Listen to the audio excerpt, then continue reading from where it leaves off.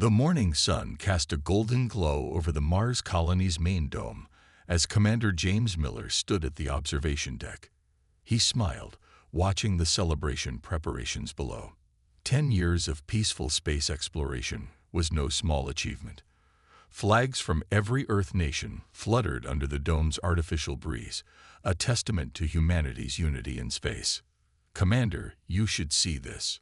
The worried voice of his second-in-command, Tom Rogers, broke through his thoughts. Strange readings from Earth orbit. Miller turned to the main screen, his smile fading.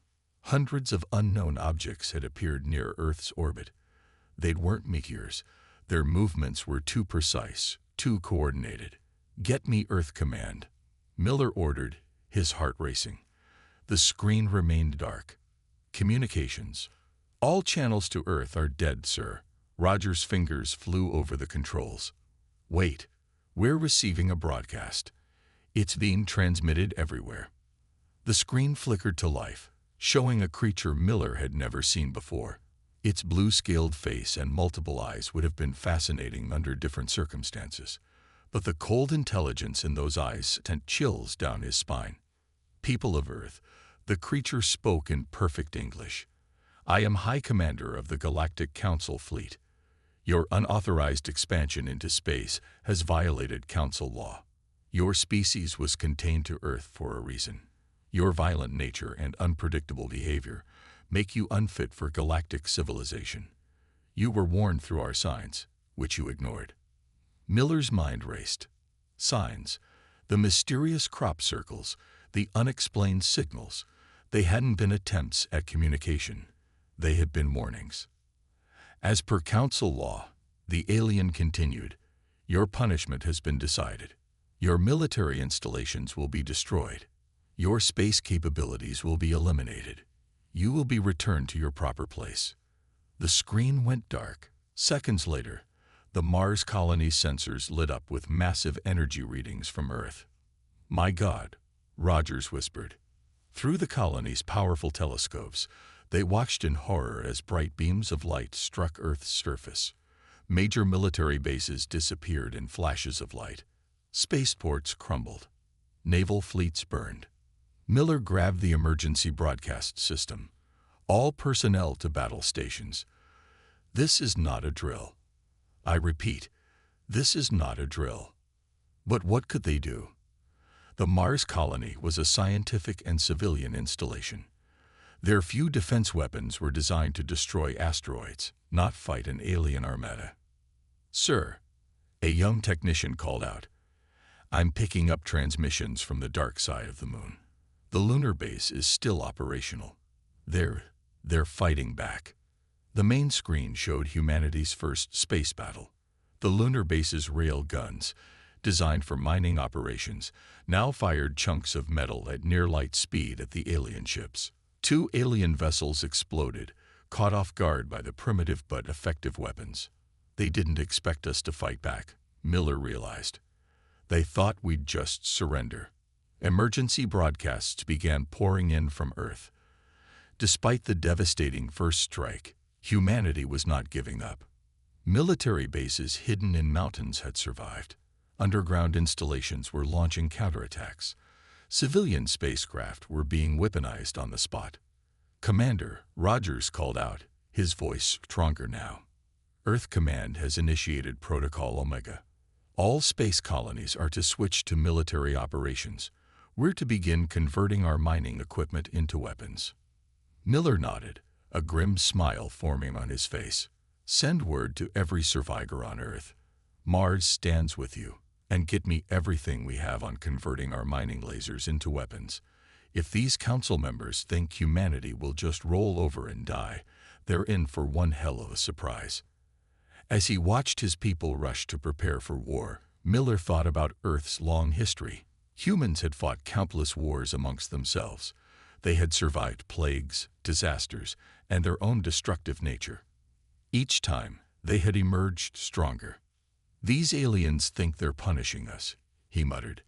"They don't realize they're just making us stronger." He turned to his crew, his voice firm with determination. "Today, we show the galaxy why you should never corner a human. The first shots had been fired. Humanity had been bloodied but not beaten. And as Miller would soon learn, this was just the beginning of a war that would shake the foundations of the Galactic Council itself. Admiral Kate Wilson stood in the command center of Stronghold 7, deep beneath the Rocky Mountains. The underground base's massive screens showed the current state of Earth's defenders. It wasn't pretty, but it was far from hopeless. "Status report," she ordered, her voice steady despite having not slept for 2 days. "We've confirmed contact with 37 underground bases worldwide," her intelligence officer reported. "The Chinese bunker complex under the Himalayas is intact. Russian deep-sea bases are operational. African mountain fortresses are reporting in." Wilson nodded. The aliens had struck hard at obvious military targets, but missed humanity's backup plans. For once, Earth's long history of preparing for war amongst themselves had proved useful.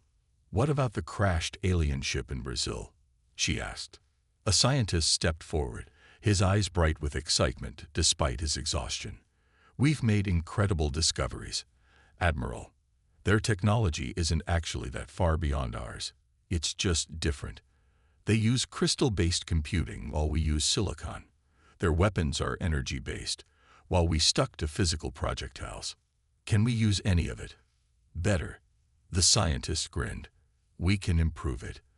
Their crystal computers are powerful but rigid. They can't adapt quickly. Our systems are more flexible. We're already figuring out how to combine both technologies." A loud alarm suddenly blared through the base.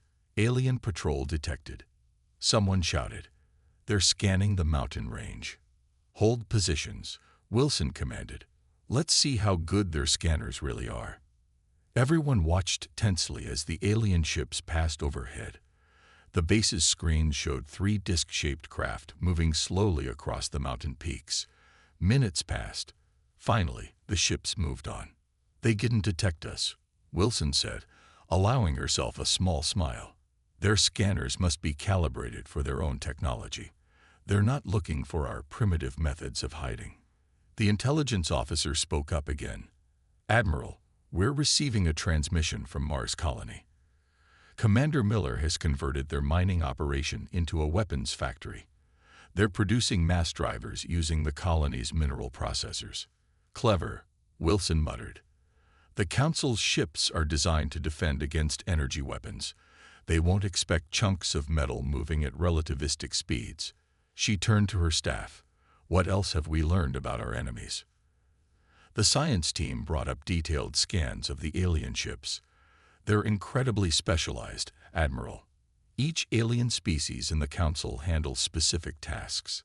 Their ships are the same way, each designed for one purpose only. They don't adapt well to unexpected situations." Wilson's smile grew wider. If there was one thing humans were good at, it was adapting. "Send word to all bases. We're initiating Operation Hydra. For every installation they destroy, we'll make them pay tenfold." The next few hours proved the wisdom of this approach. When alien ships attacked a decoy base in Nevada, they were ambushed by tanks hidden under the desert sand. When they targeted a supposed resistance cell in the Amazon, the entire region erupted with camouflaged anti-air weapons. "They're getting frustrated," the intelligence officer reported, watching the alien communications they'd managed to intercept. "Their commanders are arguing about how to deal with us. They've never encountered a species that fights like this before." "Of course they haven't," Wilson said, studying the global tactical display. "They're used to fighting stand-up battles between armies. We're fighting like our ancestors did, like wolves taking down larger prey." She turned to her communications officer. "Send word to Commander Miller on Mars. Tell him to prepare for Phase 2. The Council thought they could swat us down like insects." Her eyes hardened. "It's time to show them that humanity doesn't just survive. We strike back." Around the world, in hidden bases and secret bunkers, humanity prepared. The aliens had superior technology and numbers, but humans had something they didn't understand: the ability to adapt, to improvise, and most importantly, the sheer determination to never give up. The resistance was just beginning. The captured alien ship lay spread out across multiple hangars in the underground facility. Engineers and scientists swarmed over its pieces like ants, each team focused on understanding different systems. Dr. Robert Hayes walked through the organized chaos, heading to his latest breakthrough. "Look at this," he said to Admiral Wilson, pointing at a dissected alien weapon. "Their energy weapons are incredibly efficient, but they only work one way. They never considered using the technology differently." Wilson raised an eyebrow. "Different how?" Hayes grinned and led her to a testing chamber. Inside sat what looked like a standard human tank, but with alien crystals integrated into its design. "Watch this," he said, pressing a button. The tank fired. Instead of a regular shell, it launched a projectile surrounded by an energy field. When it hit the test target, both the kinetic impact and energy burst combined, creating an explosion far more powerful than either technology alone. "They never thought to combine physical and energy weapons," Hayes explained. "Each council species sticks to what they know best. Humans, we take everything we can learn and mix it all together." Wilson's communication device buzzed. "Admiral, Commander Miller is ready with the test." On the main screen, they watched as the Mars colony's first converted mining ship moved into position. It looked ugly, a mess of human and alien technology stuck together. But it worked. The ship launched its cargo, hundreds of metal spheres, each one enhanced with stolen alien shield technology. As they approached their target, an abandoned alien patrol ship, the spheres activated. The alien vessel's weapons fired but couldn't lock onto the small, shielded projectiles. The impact was devastating. The patrol ship shattered into pieces, overwhelmed by weapons it wasn't designed to defend against. "Report from all resistance cells," an officer called out. "Our hybrid weapons are working. The aliens don't know how to counter attacks that use their own technology against them." Wilson nodded with satisfaction. "What about Project Mirror?" Hayes led her to another section, where technicians worked on communication devices. "We've cracked their basic encryption. More importantly, we've figured out why they're so rigid in their thinking. Look at this brain scan comparison." The screen showed an alien brain next to a human one. "Their species are all highly specialized. Each one is basically programmed from birth for specific tasks. They're better than us at those tasks, but they can't think outside their programming. Humans," he pointed to the human brain scan. "We're generalists. We can learn to do almost anything." An alarm suddenly blared. "Council ships approaching." Someone shouted. "They've found us." "Perfect timing." Wilson smiled. "Let's test everything at once. Launch Operation Chaos." The next hour proved every theory about human adaptability correct. As alien ships approached the base, they faced a defense that broke every rule of their military doctrine. Tanks equipped with alien shield technology burst from underground bunkers, firing hybrid shells. Stolen and modified alien fighters, piloted by human pilots willing to try maneuvers their original designers never imagined, struck from multiple directions. Human soldiers wearing powered armor cobbled together from alien tech engaged in ways that confused the specialized council troops. "They don't understand," Hayes said, watching the battle. "Each of their species can only fight one way. We're fighting in every way at once." The alien attack faltered, then broke. The council ships retreated, leaving behind more wrecked vessels for humans to study and adapt. Wilson watched them flee, her expression determined. "Send word to all bases. Operation Chaos was a success. Begin mass production of all hybrid weapons. It's time to take this fight to them." As humanity's first major victory against the Council unfolded, the true human advantage became clear. It wasn't just about technology or numbers. It was about the human ability to learn, adapt, and combine different ideas in new ways. The Council was about to learn that they hadn't just awakened a sleeping giant. They had awakened the ultimate adapter. High Commander Dex stood before the Galactic Council's emergency session, his scales dulled with stress. The massive chamber, designed to showcase the Council's power, now felt oppressive as he delivered his report. "The humans are not behaving according to any known combat patterns," he said, his translator struggling to convey his frustration. "They refuse to meet our fleets in proper battle. Instead, they strike from hiding, using methods that make no sense." "Explain," demanded the Council leader, all 6 eyes narrowing. "They're using their own primitive nuclear weapons, but modified with our shield technology. Our defenses are calibrated for energy weapons, not nuclear reactions contained within our own shield matrices. 3 fleet groups have been destroyed by these improvised devices." The chamber erupted in shocked whispers. "A fleet commander destroyed by primitives. Impossible." "That's not the worst of it," Dex continued. "They're studying every ship we lose. Each time we destroy one of their bases, 2 more appear, using improved versions of our own technology. They're learning too fast." "Surely our technological advantage," one council member began. "Is shrinking," Dex interrupted. "Their adaptability is unprecedented. Look at this." The chamber's displays showed a human battle recording.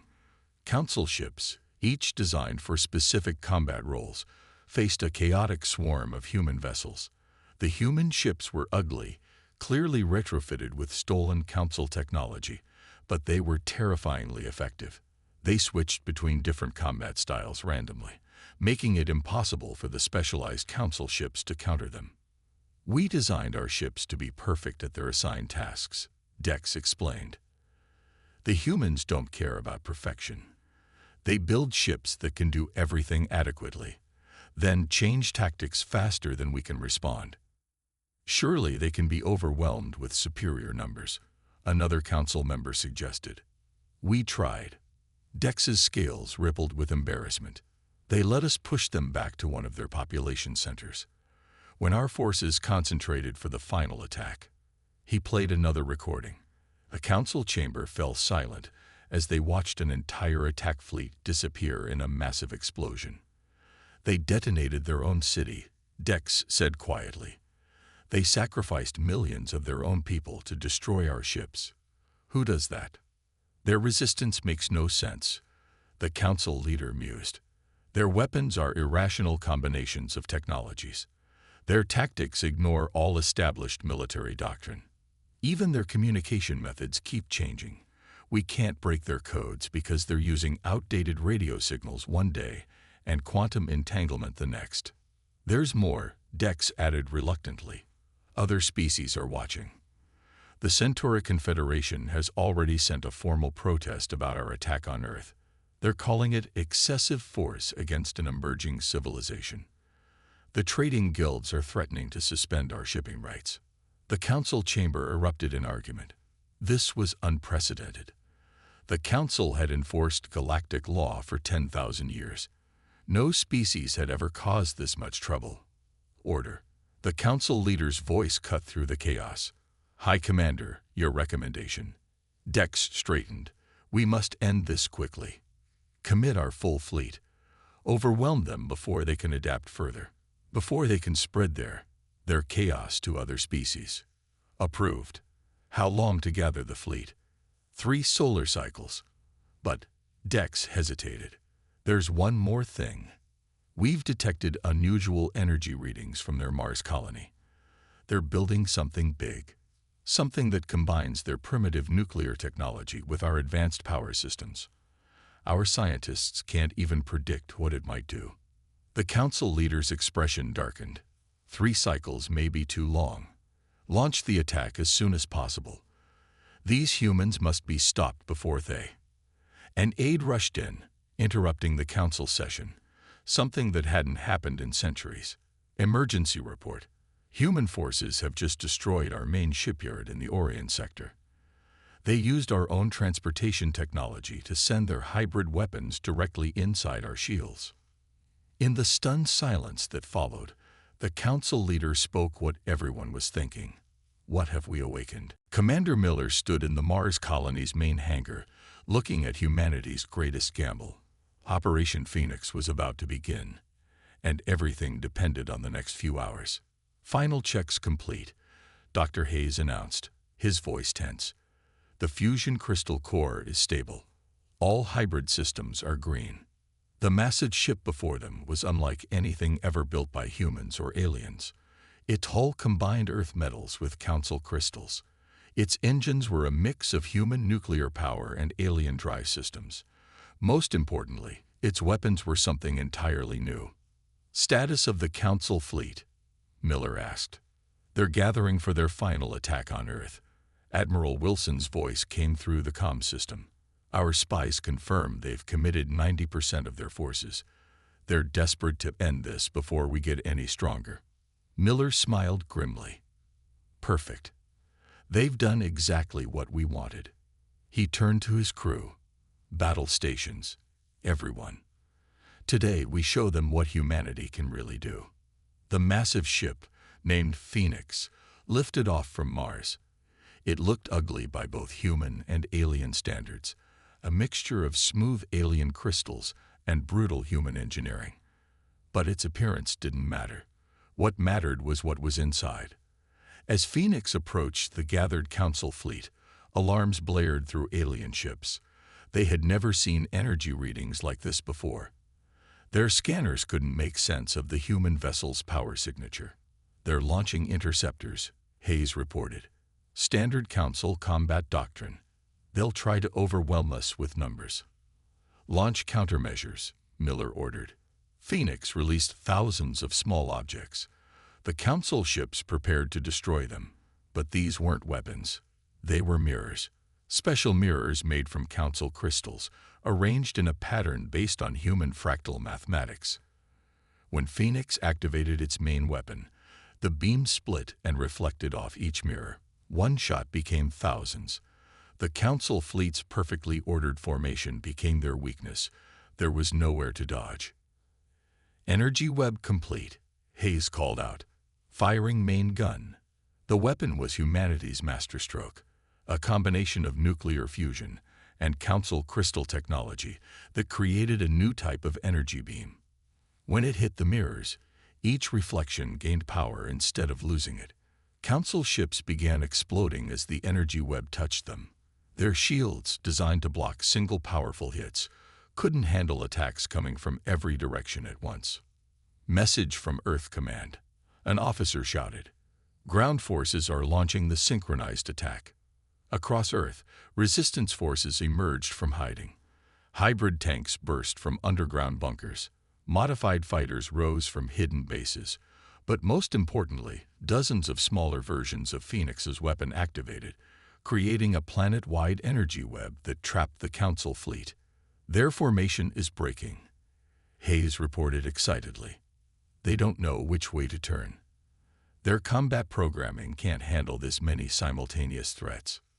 Miller watched as the mighty Council fleet fell into chaos.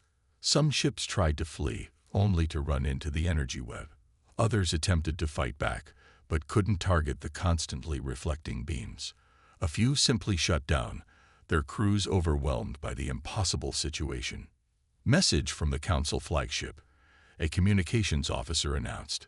They're asking for terms of surrender." The command deck fell silent. After months of desperate resistance, of hiding and fighting and adapting, humanity had won.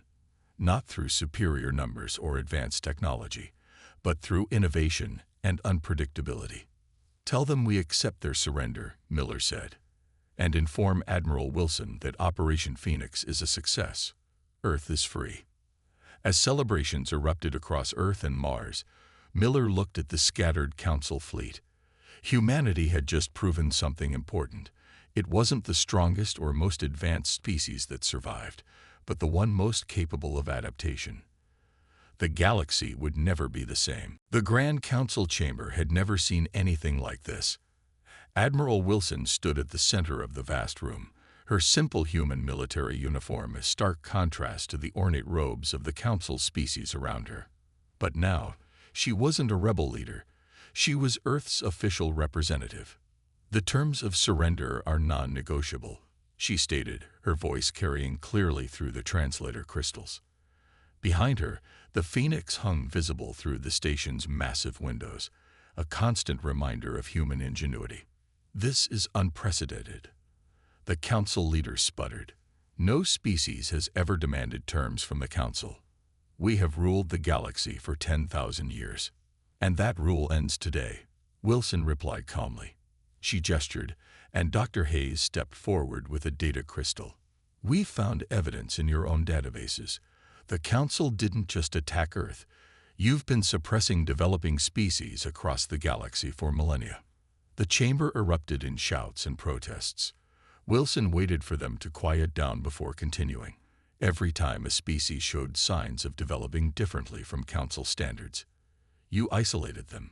Every time a civilization started creating new types of technology, you declared them dangerous. Commander Miller, standing beside her, activated a holographic display. It showed dozens of worlds, each marked as contained in the council's own records. You didn't just fear humans, he said. You fear any species that might think differently from you. It was necessary for galactic stability, one council member argued. Different means dangerous. Different means progress, Wilson countered. She nodded to Hayes, who activated another display. This one showed the hybrid technology humans had developed. Look what we achieved in just months by combining human and council technology. Imagine what could be accomplished if species were allowed to develop freely. A new voice spoke up, the representative of the Centauri Confederation. Earth speaks truth. My people have long suspected the Council's suppression of emerging civilizations. We support their demands. More voices joined in. The trading guilds, tired of Council restrictions. The Rimworlds, long treated as inferior by the core species. Even some council members themselves, finally speaking against millennia of rigid control. Here are our terms, Wilson announced. First, all council restrictions on developing species are ended immediately. Second, a new galactic assembly will be formed, where all species have equal voice. Third, technology will be shared freely, not controlled by council decree. You would destroy 10,000 years of order. The council leader shouted. We would replace control with cooperation, Miller responded. Humanity has learned something important. True strength comes from adapting and working together. We've proved that by combining our technology with yours to defeat you. Wilson stepped forward, her expression firm but not unkind. You have 1 hour to accept these terms. If you refuse, she gestured at the Phoenix. We've already shared our hybrid technology with the Centauri and others. The old order ends today, one way or another. The council chambers fell into intense discussion. Species that had never dared speak against the council now voiced their support for Earth. The trading guilds calculated the profits from free technological exchange.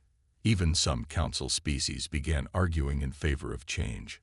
Admiral, Miller whispered, look at the younger council members. They're excited about this. They've been trapped by tradition as much as anyone. Wilson nodded. Humanity hadn't just won a war. They had broken the chains holding back galactic civilization itself. As she watched the council's power crumble, she thought about Earth's long history of revolutions and changes. Sometimes, she said quietly, the most important victory isn't defeating your enemy. It's showing everyone that the impossible is possible. The galaxy was about to enter a new age, and humanity had lit the spark of change. 1 year after the Council's surrender, the newly constructed Earth Tower stood proudly on the reformed galactic capital world. Commander Miller walked through its halls, now filled with representatives from hundreds of species. The change in just 1 year was remarkable. Latest report from the Technology Exchange Program, Dr. Hayes said, falling into step beside him. The scientist looked tired but happy. The Centauri have combined their quantum computing with our hybrid drive systems. They've achieved faster than light travel that's 5 times more efficient than the old Council ships. Miller nodded, remembering how the Council had kept species separated, preventing exactly this kind of cooperation. And the developing worlds. Thriving. Hayes pulled up a holographic display as they walked. Remember that primitive species the Council isolated on HD 789. Turns out they're brilliant bioengineers. They've already helped cure 3 diseases that plagued Council space for centuries. They entered the main assembly chamber, where Admiral Wilson was addressing representatives from across the galaxy. The room looked different from the old Council chamber. No raised platforms, no signs of hierarchy. Every species sat as equals. The integration of Earth's Mars colony mining techniques with Retaliation crystal technology has opened up new resources for everyone, Wilson was saying. This is exactly why we fought for change. When species work together, everyone benefits. Miller watched the assembled aliens. A year ago, most of them wouldn't even talk to each other. Now they were sharing ideas, combining technologies, solving problems together. The rigid specialization that had held them back was disappearing. Commander, a young alien approached him, one of the former Council species. The Defense Committee needs your input. We're redesigning the Galactic patrol ships based on your hybrid technology principles. Still getting used to Council species asking humans for advice, Hayes whispered as they followed the alien. Miller smiled. They're not really Council species anymore. That's the point. Everyone's changing, adapting, growing. Even the most traditional ones are learning to think differently. In the Defense Committee room, representatives from 20 species gathered around a holographic display of the new patrol ship design. It combined elements from dozens of civilizations, human adaptability, Centauri sensors, Retaliation crystals, and more. The old Council would have hated this, someone commented. They believed every species should stick to their specialization. And that's why they failed, Miller replied. The universe is too big, too complex for any one species to have all the answers. We need each other's strengths. A commotion at the chamber entrance drew their attention. A new species was arriving, their first contact with the reformed galaxy. Under the old Council, they would have been evaluated, classified, and probably contained. Now, they were welcomed with open arms. Hard to believe it's only been a year, Hayes said as they watched the new species marvel at the assembled galactic civilization. From fighting for survival to leading the galactic renaissance. Wilson joined them, having finished her assembly address. Not just leading, teaching. Every species has something to learn from Earth's history. We made countless mistakes, fought countless wars, but we always adapted and grew stronger. Now we can help others do the same without repeating our mistakes. Miller looked out the vast windows at the galaxy beyond. Somewhere out there, more species were developing, evolving, reaching for the stars, but they wouldn't face isolation or suppression. Instead, they would find a galaxy ready to welcome them, to learn from them, to grow with them. You know what the best part is, he said quietly. We didn't just win a war. We didn't just change the galaxy. We helped everyone remember something important. What's that? Hayes asked. Miller smiled as he watched the new species joining the galactic community. That the universe is full of wonders, and the only way to truly explore them is together. The age of isolation was over. The age of cooperation had begun, and humanity had helped make it possible.